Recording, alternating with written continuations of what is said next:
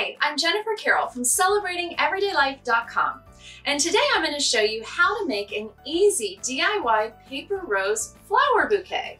Now, I love garden roses, which is the style of rose that I've chosen for this project, and it makes a beautiful craft that you can make for yourself as home decor, like I have, or you can give it as a gift for a loved one. It's also great for parties or weddings as well. Best of all, this is a fast and simple craft because it's a rolled paper rose pattern. Unlike the giant DIY paper peony flower that I shared recently, this one is easy. You just jump in, it comes together in minutes, so it's really simple to create an entire bouquet in no time at all. Now, the pattern to make this rolled paper flower is available for free to subscribers of my email newsletter. And when you subscribe to my weekly newsletter, you also get access to my free resource library, which has this pattern and many, many other wonderful projects for you to create as well. And all of that's on my blog. Okay, let me show you how to make an easy DIY paper rose flower bouquet. Now, there are two ways to cut out your pattern. Number one is to use a Cricut or other paper cutting machine to cut out your flower pieces, and I used my Cricut Maker for this. The second method is for you to download the PDF and cut the petal spiral pattern out with scissors. Now, I've included both the SVG files and the PDF in my free resource library at CelebratingEverydayLife.com for you to pick the method that is best for you. If you're using your Cricut machine, you'll need to download the SVG files and then upload them to your design library and have the machine cut them out for you. But if you're going to use the PDF, simply download the PDF from the resource library, cut out the petal patterns, and then use that pattern to cut out the petals. Now, the supplies that you're going to need are the free DIY paper rose flower pattern from my free resource library. You'll need either a Cricut or other type of paper cutting machine or a pair of scissors. If you're using a Cricut or other device, you'll also need to use the Design Space software that comes with it. And if you're using the PDF version, you'll need Adobe Acrobat to open that. You'll need one sheet of paper per rose, and I used a text weight paper that has a slight shimmer to it, and I'll share a link to that paper for you in the notes of this post. You'll also need some yellow paper for the center, some green for the leaves. A quilling tool is very handy, and I'll share about that in another post if you're interested, and a glue gun and some dowels. Once you have your rose flower spiral cut, the next step is to roll the flower. Now, I used a DIY quilling tool to make mine, and I'll be sharing a tutorial to make your own soon, so please look for that on the blog very soon. Now, the quilling tool makes it very easy to roll the flower, and you want to make sure that you start at the outer end of the spiral and not the center point. To begin, you want to load the edge of this into your quilling tool and begin to roll. Now, be careful not to roll too tightly. This was a mistake that I made at first, and I was so frustrated with how my roses were turning out. Okay, so I'm gonna put my glasses on so I can see what I'm doing, and let's load the quilling tool. Now, your quilling tool has a little slit in it, and we're just going to insert the paper into that end and get it on just like that. We're here at the end of it. And then now I'm simply gonna begin rolling. And again, like I said, don't roll too tightly. That was the mistake I was making at first, and oh my goodness, I was having so much trouble.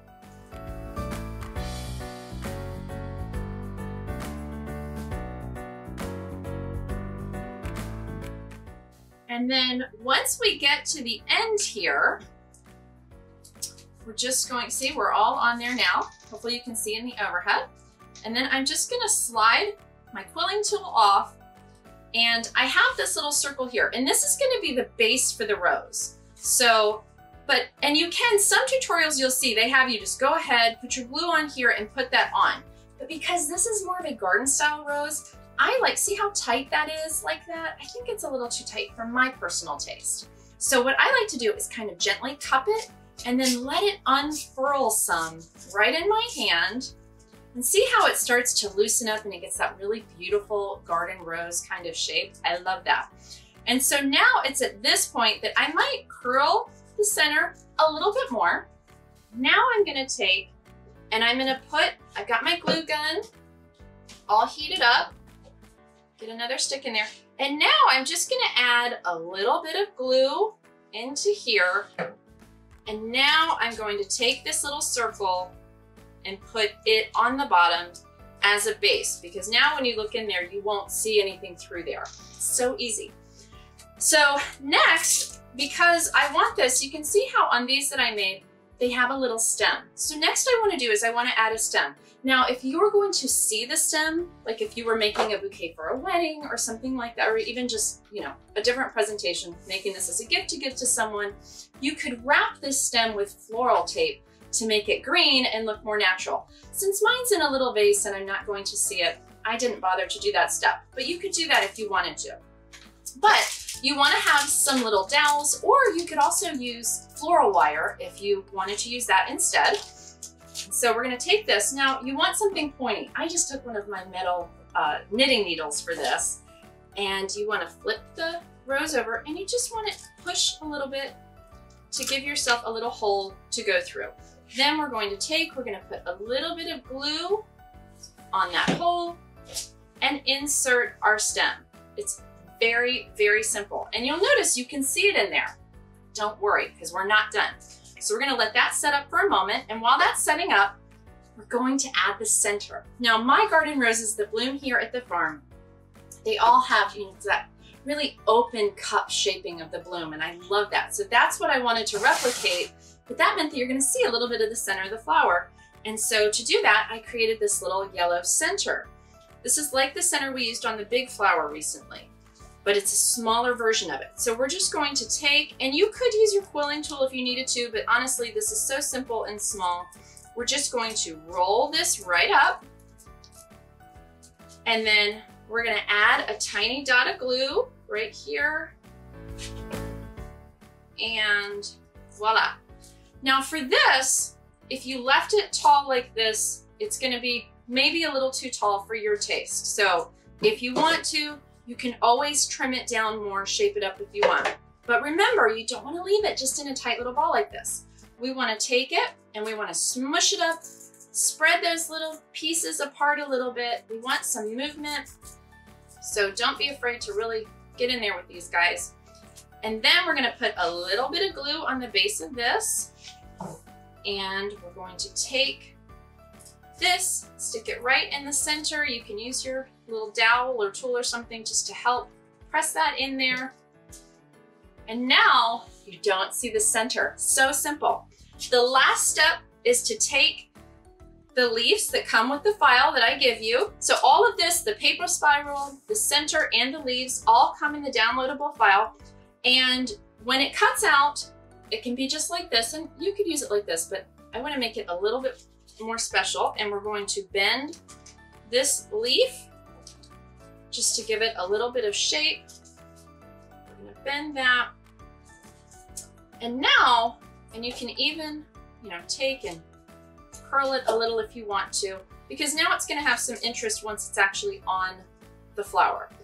Okay, so now our flower is more set. We're going to manipulate it one more time. And what we're going to do now, because as lovely as this is looking, I really like them to have this nice curl. The leaves to have this beautiful curl. I think it softens them, makes them look a little more natural, and definitely prettier. And this is very simple. So we're going to take the quilling tool that we used, but now instead of using the end, we're going to use the base of it. And we are simply going to take this tool and we're going to kind of press and roll the flower petal on there. So just press, roll it a little bit. The paper is so compliant. This is one nice thing about using a lighter text weight kind of paper. It's not as hard as cardstock. It rolls so simply, which you could still do this with cardstock. But this, oh my goodness, it's so easy to do this. You want to start from the outside and work your way in. Just go around and curl. And if you notice any sections that like, oh, this isn't glued down very well, you can so easily just go in with a little dot of glue, glue it down. It's very, very easy to make corrections on these flowers. And just keep curling your way around. And sometimes you may even just want to use your fingers to curl it out. But then once you have it how you want, now you're ready. Last step, just add the leaf in. Now be mindful when you're adding your leaf in, you don't want to just put it all the way at the center necessarily, because when you flip it over, that may be hiding the leaf. It's okay if you want to add it further out so that you see more of it. It's purely your choice, but just know you have some options here when you're doing that. So I'm gonna find a spot. I think I like that little spot right there.